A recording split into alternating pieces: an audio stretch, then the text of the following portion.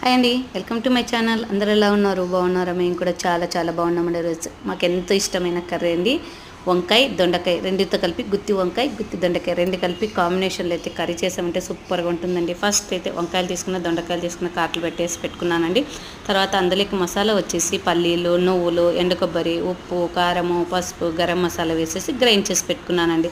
అది వచ్చేసి కాట్స్ పెట్టిన దాంట్లో స్టఫ్ చేసి పక్కన పెట్టేసుకున్నానండి. తర్వాత అయితే కుక్కర్ తీసుకొని అందులో అయితే ఆయిల్ వేసేసాను. ఆయిల్ వేసిన తర్వాత ఉల్లిపాయలు వేసి బాగా ఫ్రై అవ్వాలండి. తాలింపు దినుసులు, కరివేపాకు, అల్లం వెల్లుల్లి పేస్ట్ వేసి బాగా పచ్చివాసన పోయేదాకా ఫ్రై చేసిన తర్వాత వంకాయ ముక్కలు అయితే మనం మసాలా పెట్టుకున్నాం కానీ వంకాయలు దొండకాయలు రెండు వేసేసి బాగా కొంచెం ఆయిల్ మగ్గనిచ్చిన తర్వాత మనం వచ్చేసి చింతపండు గుజ్జు అలాగే మిగిలిన మసాలా వేసేసి బాగా ఉడికించాలండి. ఫైనల్లీ కొత్తిమీర వేసేయాలండి. అంతేనండి, టేస్టీ గుత్తి వంకాయ అలాగే గుత్తి దొండకాయ మసాలా కర్రీ రెడీ. అలాగే రొట్టెతో కాంబినేషన్ సూపర్ అండి. జొన్న రొట్టెస్ వీడియో నచ్చితే